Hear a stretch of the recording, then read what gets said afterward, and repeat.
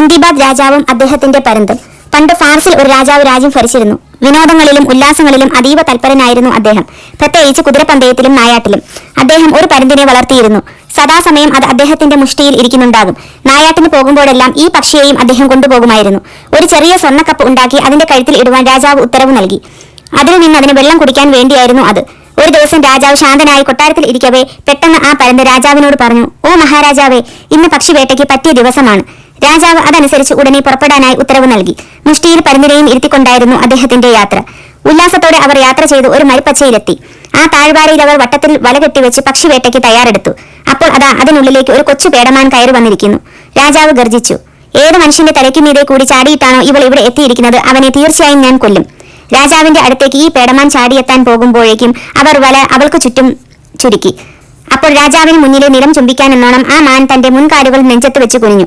ആ മൃഗത്തിന് തിരിച്ച് അഭിവാദ്യം അർപ്പിക്കുന്ന മാതിരി രാജാവ് തല കുനിച്ചു. പിന്നെ അവൾ തല ഉയർത്തി സ്ഥലം വിട്ടു. അതിനുശേഷം രാജാവ് തന്റെ സൈനികരെ നോക്കി. അവർ കണ്ണു ചിമ്മി എന്തോ ആംഗ്യം കാണിക്കുന്നത് കണ്ട് അദ്ദേഹം ചോദിച്ചു, "ഓ മന്ത്രി, എന്താണ് എന്റെ ആളുകൾ പറയുന്നത്?" മന്ത്രി മറുപടി നൽകി, "ആ പേടമാനെ ഉള്ളിൽ ചാടി വരാൻ അനുവദിച്ചവർ ആരായാലും അവനെ കൊന്നുകളയും എന്ന് അങ്ങ് പ്രഖ്യാപിച്ചു എന്ന് പറയുകയാണ്. ഇപ്പോൾ എന്റെ ജീവനാണ്, ഞാൻ അവളെ പിന്തുടർന്ന് പിടിച്ചുകൊണ്ടുവരും." അങ്ങനെ പേടമാന്റെ കാൽപ്പാടുകൾ പിന്തുടർന്ന് ഒരു മലയടിവാരത്തിൽ എത്തി. അവിടെ ഒരു ഗുഹ വെട്ടിയുണ്ടാക്കിയത് കാണാൻ കഴിഞ്ഞു. അവിടെ രാജാവ് തന്റെ പരുന്തിനെ വിട്ടു. അത് വേഗം താഴേക്ക് പറന്നു ചെന്ന് ആ മാനിന്റെ കണ്ണുകൾ നഖം കൊണ്ട് കീറിപ്പൊളിച്ചു. രാജാവ് തന്റെ ഗദ എറിഞ്ഞ് അതിനെ വീഴ്ത്തി. അദ്ദേഹം കുതിരപ്പുറത്ത് നിന്ന് താഴെ ഇറങ്ങി ആ മാനിന്റെ കഴുത്തറുത്ത് തൊലി പൊളിച്ച് ജീനിയിൽ കെട്ടി ഞാത്തിയിട്ടു. അപ്പോൾ ഉച്ചയുറക്കത്തിന്റെ സമയമായിരുന്നു. ഭൂമി മുഴുവൻ വരണ്ടു പൊരിഞ്ഞിരിക്കുകയാണ്. രാജാവിന് ദാഹം സഹിക്കാനായില്ല, അദ്ദേഹത്തിന്റെ കുതിരയ്ക്കും. രാജാവ് വെള്ളം അന്വേഷിച്ച് ചുറ്റുപാട് നടന്നു നോക്കി. ഒടുവിൽ വെള്ളം വീഴ്ത്തുന്ന ഒരു മരം അദ്ദേഹം കണ്ടു. മരശിലയിൽ നിന്നും വെള്ളം ഇറ്റിറ്റ് വീഴുന്നു. കയ്യിൽ വിഷം പകരാതിരിക്കാനായി രാജാവ് തുകൽ കയ്യുറ ധരിച്ചിരുന്നു. അദ്ദേഹത്തിന്റെ പരുന്തിന്റെ കഴുത്തിൽ നിന്ന് കപ്പ് ഊരിയെടുത്ത് അതിൽ ആ വെള്ളം നിറച്ച് കുടിക്കാനായി തുനിഞ്ഞു. അതാ നോക്കൂ, പരുന്ത് തന്റെ നഖം കൊണ്ട് ആ കപ്പ് തട്ടി മറിച്ചിട്ടു. രാജാവ് വീണ്ടും മരത്തിൽ നിന്ന് ഇറ്റു വീണുകൊണ്ടിരുന്ന വെള്ളം കപ്പിൽ നിറച്ച് പരുന്തിന്റെ മുന്നിൽ വെച്ചു.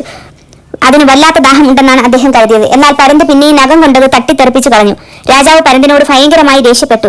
അദ്ദേഹം കപ്പ് മൂന്നാമത് നിറച്ച് കുതിരയ്ക്ക് കുടിക്കാൻ കൊടുത്തു. എന്നാൽ ചിറക് കൊണ്ടടിച്ച് പരുന്ത് അതും തട്ടി മറിച്ചു. അപ്പോൾ രാജാവ് പറഞ്ഞു, "അള്ളാണ്, നീ നശിച്ചത് തന്നെ, ഏറ്റവും നിർഭാഗ്യവാനായ പക്ഷി. നീ എന്നെ വെള്ളം കുടിക്കുന്നത് മുടക്കി. നീ സ്വയം കുടിച്ചില്ല, കുതിരയും കുടിപ്പിച്ചില്ല." രാജാവ് വാളൂരി ഒറ്റ വെട്ടിന് അതിന്റെ ചിറക് മുറിച്ചു വീഴ്ത്തി. എന്നാൽ പരുന്ത് തല ഉയർത്തി ആംഗ്യ ഭാഷയിൽ സൂചിപ്പിച്ചു, "ആ മരത്തിൽ തൂങ്ങിക്കിടക്കുന്നത് എന്താണെന്ന് നോക്കൂ." അതനുസരിച്ച് രാജാവ് മുകളിലേക്ക് കണ്ണുകൾ ഉയർത്തി. ഒരു കൂട്ടം അണലി പാമ്പുകളെയാണ് അദ്ദേഹം കണ്ടത്. അവയിൽ നിന്ന് വീഴുന്ന വിഷത്തുള്ളികളാണ് വെള്ളത്തുള്ളികളായി രാജാവ് തെറ്റിദ്ധരിച്ചത്. അപ്പോൾ താൻ പരുന്തിന്റെ ചിറക് വെട്ടി വീഴ്ത്തിയതിൽ അദ്ദേഹം വല്ലാതെ പശ്ചാത്തപിച്ചു. അദ്ദേഹം കുതിരപ്പുറത്തേറി വേട്ടയാടിയ മാനിറച്ചിയുമായി ക്യാമ്പിൽ എത്തി. പാചകക്കാരന് വേട്ടയിറച്ചി ഇട്ടുകൊടുത്ത് പൊരിക്കാൻ പറഞ്ഞു. അദ്ദേഹം പരുന്തിനെ കയ്യിൽ വെച്ചുകൊണ്ട് ഒരു കസേരയിൽ ഇരുന്നു. പെട്ടെന്ന് ആ പക്ഷി പിടഞ്ഞു വീണ് ജീവൻ വെടിഞ്ഞു. തന്റെ ജീവൻ രക്ഷിച്ച പരുന്തിനെ താൻ തന്നെ കൊന്നല്ലോ എന്നോർത്ത് രാജാവ് സഹിക്കാനാവാത്ത ദുഃഖത്തോടെ കരഞ്ഞു. ഇതാണ് സിന്ദിബാദ് രാജാവിന്റെ കാര്യത്തിൽ സംഭവിച്ചത്. നിങ്ങളുടെ ആഗ്രഹപ്രകാരം ഞാൻ പ്രവർത്തിച്ചാൽ സ്വന്തം തത്തയെ കൊന്ന മനുഷ്യനെ പോലെ എനിക്ക് പശ്ചാത്തപിക്കേണ്ടി വരും എന്നെനിക്കുറപ്പാണ്. എന്താണ് ആ കഥ? മന്ത്രി ചോദിച്ചു. രാജാവ് ആ കഥ പറയാൻ തുടങ്ങി.